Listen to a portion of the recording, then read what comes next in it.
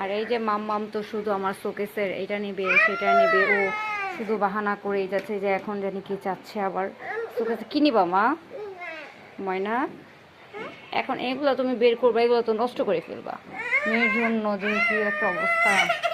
আর এই যে ঘরে একটা পর্দা ছিল, সো এখনো পর্দা আনা হয়নি এই রুমের জন্য, তাই এখন আপাতত যেটা ছিল সেটাই টানানো হয়েছে। দেখো ময়না কি হয়েছে, এত ডিস্টার্ব করে বাচ্চারা। দিচ্ছি বাবা দিচ্ছি। এই সুকেশের মানে কিছুই ওর জন্য আমি এখন রাখতে পারি না। ছোটোবেলা খেলাধুলা করে না, এই বারান্দা দিয়ে ফেলে দেয়।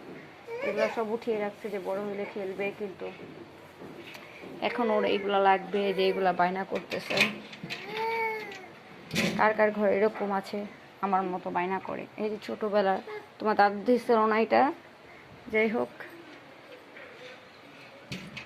এখন এই যে সুকেসগুলা বুঝতে পারি না বেশি এবার সাইসা, কারণ অসুস্থতার কারণে তো অসুস্থই ছাড়ছে না। এই যে ময়না চলে গেল, ওনার নেওয়া হয়ে গেছে, চলে গেছে। চামচটা কিন্তু গলায় ঢুকে যাবে, সাবধানে। আর এই যে এখানে ভাবছিলাম যে কোনো ফুলের গাছ এনে লাগাবো, আমার কাছে এই ছাদটা এত ভালো লাগে, মানে প্রত্যেকটা বাড়ির ছাদে কিন্তু এখানে অনেক গাছ টাছ লাগানো আছে। সো এই যে এরাও লাগাইছে, এখানে একটা আম দেখছিলাম 12 মাসের, মেহেদি গাছ আছে, অনেক গাছ আছে। সো আমারও খুব ইচ্ছে হয় এরকম গাছ লাগাতে, কিন্তু আমার ময়না তো এগুলো সব ফেলে দিবে। আর বারান্দাটা নিচু তো, ময়না কিন্তু এগুলো সব ফেলে দিবে, সে দেখবো যে গাছ টাছ কিচ্ছু নাই। যাই হোক, আবহাওয়াটা কিন্তু আবার অন্ধকার হয়ে আসছে।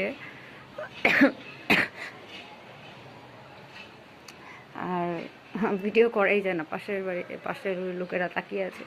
যাই হোক, আর এখানে যে পর্দাটা টানাইছি ঘরে ছিল আপাততর জন্য টানিয়েছি, আর এত বাতাস আলহামদুলিল্লাহ।